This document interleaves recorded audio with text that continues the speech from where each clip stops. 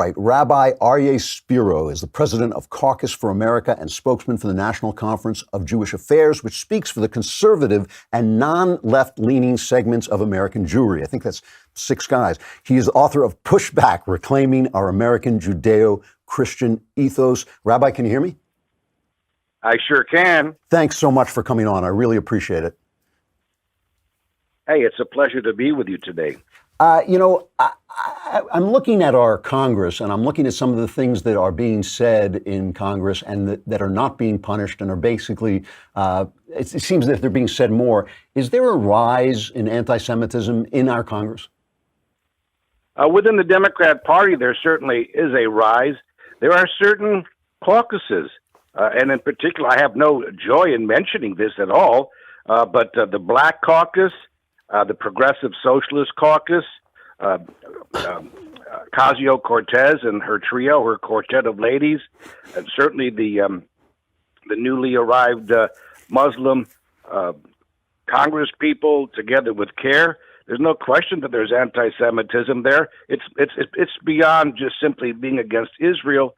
Many of the statements that they have made are questioning the loyalty of American Jews to our wonderful country simply because we support Israel. And it's being countenanced, it's being allowed by the speaker because she needs these people to win against Trump, to win elections. And it's something terrible that's unfolding right in front of our eyes. Why is this happening? What is it about? Is it connected to the Democrat Party's drift to the left? Are those two things related, the leftism and the anti-Semitism, or do you think it's something else?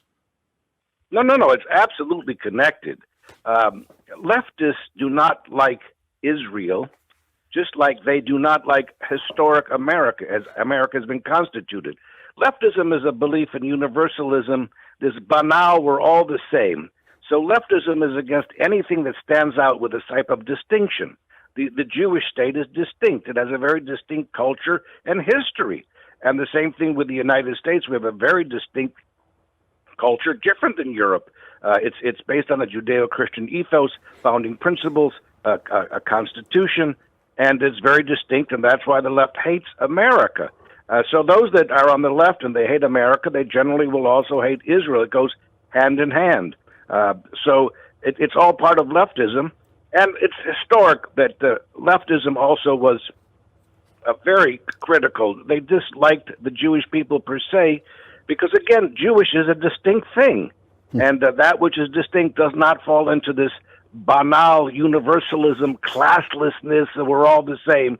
Although you know that in leftism, it's not always all the same for the leaders.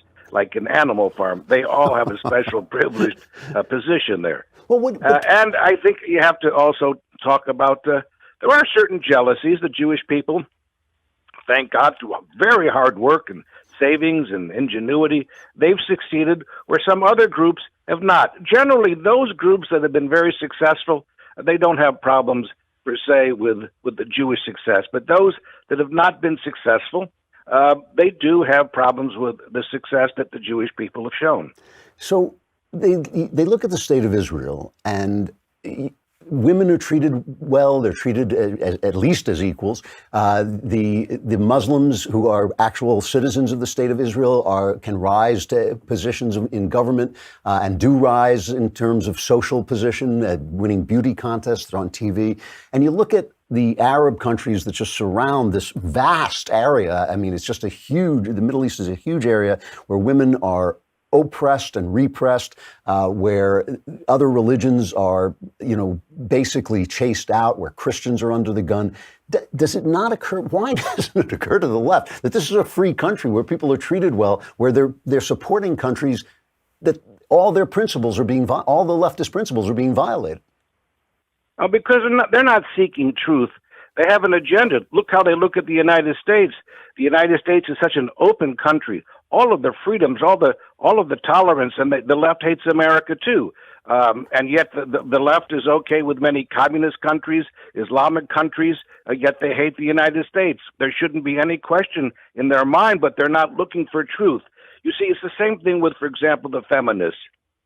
You have the feminists who are absolutely silent in the face of terrible abuses against women around the world happening in Islamic countries, the female vaginal mutilations, the honor killings. Where are the feminists? And I've said this for a long time. Among the feminists, many of them, not all, but many, it's no longer about female rights or things of that nature. It's about being against those things that are American or Christian or white. And it's the same thing with on the left. It's many.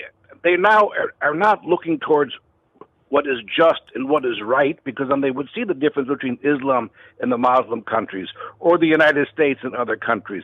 It's all based on a negativity, a hate. They hate white. They hate Christian. They hate American. They hate Southern. That's what it's all about. Well, I hate to ask this question because I'm sure you've been asked it 100 times, but I have to. I mean, what is it with the Jews that they keep voting for the people who hate them? Why are American? I mean, I don't know what the numbers are, but it's got to be very high percentage of American Jews who support the Democratic Party. When do they wake up? It's between 65 and 70%. So Okay. Let me give you the answer that I used to give, because this is the most frequently asked question that I get. I get Sure. members of Congress ask me this, radio people, TV people. So the first answer is that they see their salvation, their ability to survive, the leadership of the Jewish community. They see it with aligning with other minority groups. Many were raised that the majority, the white majority, because of their experience in Europe, the white majority is the danger. And if they just align politically and socially with the minority groups, that will be their buffer against the terrible majority, which is wrong, because in the United States, it happens to be that the majority white population is very inclined towards the Jewish people, but because of their biblical background among most of the Christian element here in the United States, and because the United States is a fair country. But I think that was something that was the reason years ago. Now it's something else. Listen, they have been so captured by the left. Many of these Jewish people are not religious, they're not observant, yet we all need something transcendent. So liberalism, leftism, has become their religion. And so they actually believe in all of this stuff. You've got a Jewishly ignorant American Jewish community that believes in intersectionality and radical multiculturalism and radical egalitarianism. And that's how they're raised. So they might be born physically as Jews, but they are born into leftism, into liberalism, into radicalism. That's how they view the world. And I want to say one more thing, and this is what people don't realize, and it's something that's very hard for me to accept. We no longer have an American Jewish community that sees its identity, at least large segments, that see its identity as preserving Jewishness or supporting Israel. Their identity is tied to intersectionality and to liberalism. So, sure, they see that Democrats are doing things that are bad for Israel, but many of them, 40, 50% of them, don't care. Well, one of the things, of course, that's happening is the idea that Islamic people are oppressed, or that there's something like Islamophobia. Is the animosity between Islam and Judaism, is that intractable? Is that built into the system? Is there any way past that, or is that just something we're going to be living with forever?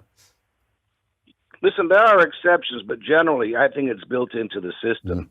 Those that are raised on the Quran, listen, the Quran is filled with very anti-Jewish verses. There's no question. And there's a history of, most Jews in America are from what's called Ashkenazic background, so they only know of the atrocities against Jews from Europe, which at that time was the Christian world. But I was a rabbi of the Iranian Jewish Center, and these were Jews that came from Muslim countries, and they tell me of the history of the anti-Jewishness coming from the Muslim countries. As a matter of fact, almost 900,000 Jews were expelled, just kicked out. They couldn't take their money, their property from Arab states in northern Africa and other parts of the Middle East from 1948 to 1956. It's very endemic. People have to understand that the reason most in the Muslim world don't like Israel is because before that, a priori, before that, they were anti-Jewish. And it's a sad thing. The Christian world at least went through a reformation, And in America, especially among the evangelical community, they're so kindly disposed to the Jewish people. They really are our friends, our partners. But we have not had that reformation in the Muslim world. What we have today in America is Linda Sarsour and Rashida Tlaib and Omar up in Minnesota, and Keith Ellison. And so it is a problem. There'll be exceptions, but it's a problem. Looking forward, are you optimistic? I mean, I know things have gotten very bad in France for French Jews. Are you worried that something like that could happen here? Or do you think America will do what it usually does, which is throw these bums out?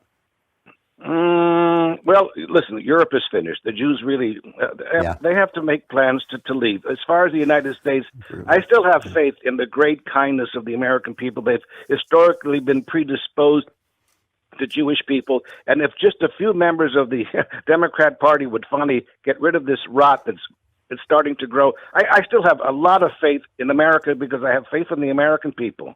Yeah, I agree with you. Rabbi Aryeh Spero, president of Caucus for America and spokesman for the National Conference of Jewish Affairs. Thanks so much for coming on. I hope you'll come back. I'd like to talk to you some more. Hey, absolutely. This was great. Thanks very much.